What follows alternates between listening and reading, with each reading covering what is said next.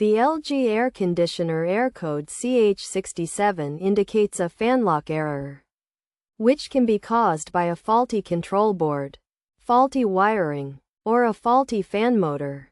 To fix this issue, several solutions can be applied. Replacing the control board is one option, which involves switching the unit off, opening the housing, and dismantling the air conditioner to locate the control board.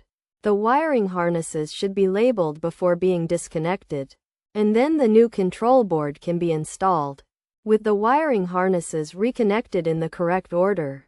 Once the new control board is in place, the dismantled pieces can be reassembled and the housing closed, after which the unit can be switched back on.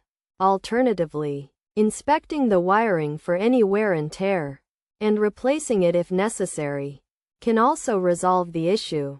Additionally, checking the fan motor for faults, ensuring there are no obstructions in the fan housing, and replacing it if it is not functioning, can also fix the problem.